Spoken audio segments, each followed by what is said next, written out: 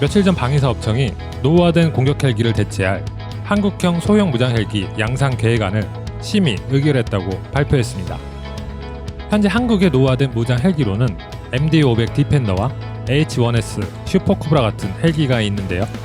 이를 대체하기 위해 약 170대를 생산, 배치할 예정이라고 합니다. 이 소형 무장 헬기는 민수형 모델인 유로콥터사의 EC-155 모델을 기반으로 개발한 것인데요. 1998년부터 약 1000여 대가 생산, 판매된 베스트셀러 모델입니다. 유로콥터사에서는 후속 모델인 EC-160이 개발되어 현재 이 모델은 단종되게 되었고, 이걸 카이가 생산 라인과 독점 판매권을 모두 인수해서 군용 헬기뿐만 아니라 민수형 헬기 시장에도 함께 진출, 약 1000여 대의 판매를 목표로 하고 있다고 밝혔습니다. 이 소형 무장 헬기의 정확한 제어는 아직 나오지 않았지만 원형인 EC-155의 사양을 보고 유추해본다면 대략 동체 길이 약 13m, 최대 이륙 중량은 약 5톤, 순항 속도는 시속 278km, 항속 거리는 약 850km에 비행시간은 4시간 40분 정도, 승무원은 2명일 것으로 예상됩니다. 무장으로는 20mm 발칸 한문, 70mm 로켓 좌우 각 한 통씩 총 14발, 청검 공대지 미사일 좌우 각 2발씩 총 4발, 그의 체프와 플레어, RWR과 LWR 같은 경보장치, 정찰 및 표적획 등용 TADS 등의 장비가 적용될 것으로 보여집니다.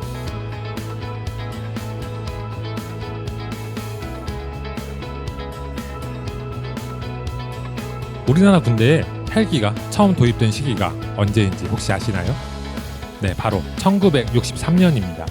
한국전쟁 당시에도 베트남전이 한창일 때에도 우리나라 군대에는 헬기가 단 한 대도 없었습니다. 1963년 미군이 사용하던 일명 까마귀라는 별명의 OH-23 레이븐 헬기 3대를 우리나라 군대에서 증여받아 사용한 것이 국군 최초의 헬기였던 것입니다. 이 최초의 레이븐 헬기 이후 현재까지 우리나라에는 어떤 공격 헬기가 도입되어 사용되고 있었는지 한번 간단하게 살펴보도록 하겠습니다. 70년대 육군은 원래 코브라 같은 중형 공격 헬기를 도입하고 싶었으나 예산상의 문제로 1976년부터 토우 대전차 미사일을 탑재한 500MD 토우 디펜더와 일반 500MD를 약 280대가량 도입하여 현재까지 사용하고 있습니다. 이 경량의 군용 헬기는 대한항공이 면허 생산 방식으로 생산한 헬기로 작은 체구에도 불구하고 정찰, 수송, 대전차 임무까지 수행할 수 있는 아주 값비싼 다목적 공격 헬기였습니다. 하지만 덩치가 작고 엔진 출력이 작아서 그 한계도 명확한 헬기였는데요. 현재 대한항공에서는 보잉의 기술 지원을 받아 무인기로 개조하는 작업이 활발히 진행 중에 있습니다.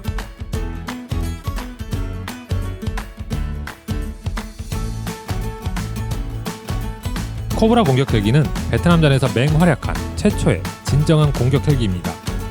베트남전에서 미군은 UH-1 휴이라는 다목적 수송 헬기를 사용하면서 이 헬기에 수송 임무 이외에 기관총과 로켓 등을 달고 건식 형태로 운영하기도 하였습니다. 이 헬기를 개량해서 만든 공격 헬기가 바로 코브라 공격 헬기입니다. 1978년 초기형의 코브라 공격 헬기 8대가 우리나라에 최초로 도입되기는 했지만 본격적으로 도입된 시기는 1988년부터 1991년 사이이며 이 시기에 총 70대의 슈퍼코브라 공격 헬기가 우리나라 육군에 도입되었습니다. 이 코브라 공격 헬기는 피탄 면적을 줄이기 위해 동체 폭을 줄여서 조종석이 전투기처럼 앞뒤로 앉는 텐덤 방식이 되었고, 기수 부분에는 코브라 헬기의 상징과도 같은 발칸포가 장착되어 있습니다. 이 M197 20mm 발칸포는 기존 6총신을 3총신으로 줄인 모델입니다. 동체 양옆의 날개에는 각종 로켓포드와 토우 대전차 미사일을 장착할 수 있는데요. 현재까지도 우리나라의 주력 공격 헬기 자리를 지키고 있지만 점차 수명 주기가 다해 곧 퇴역하게 될 예정입니다. 하지만 코브라 헬기는 중형급 공격 헬기로 이번 소형 무장 헬기 사업으로 대체가 가능할지 아니면 아파치와 같은 대형 공격 헬기가 추가로 도입될지는 아직 결정되지 않고 있습니다.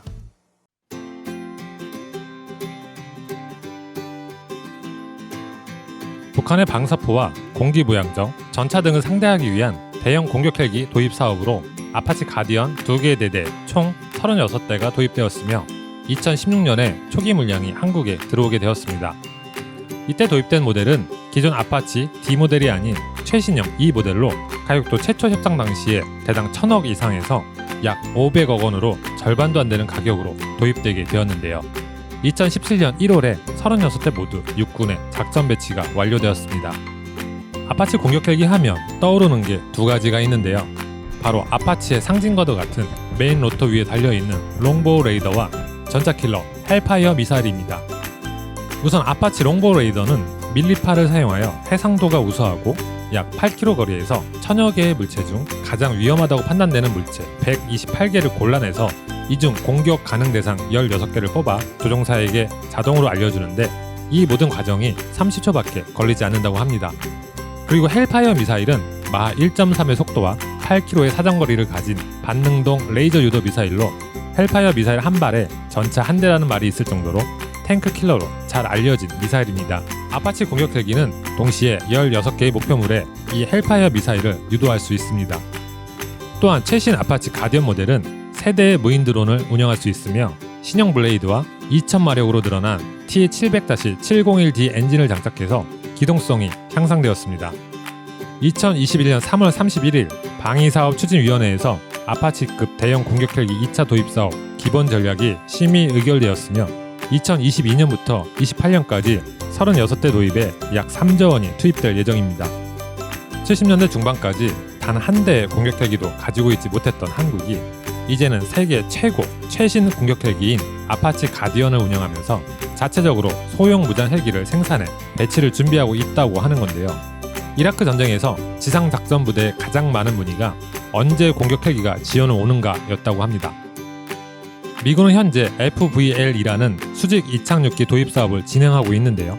이 사업에서 미군은 더 빠른 속도와 더 긴 항속거리, 더 높은 고도에서 비행이 가능하고 자율비행 및 무인 드론의 운용, 스텔스 기능까지 다양한 기능을 가진 차기 공격 헬기 도입 사업을 진행하고 있습니다. 향후 우리나라도 소형 무장 헬기뿐만 아니라 코브라 같은 중형급 공격 헬기와 해병대 상륙 공격 헬기까지 포함하여 미래 전장의 작전 개념에 맞는 공격 헬기의 개발과 배치를 준비해야 할 것으로 보여집니다. 이상 국방색 구피였습니다.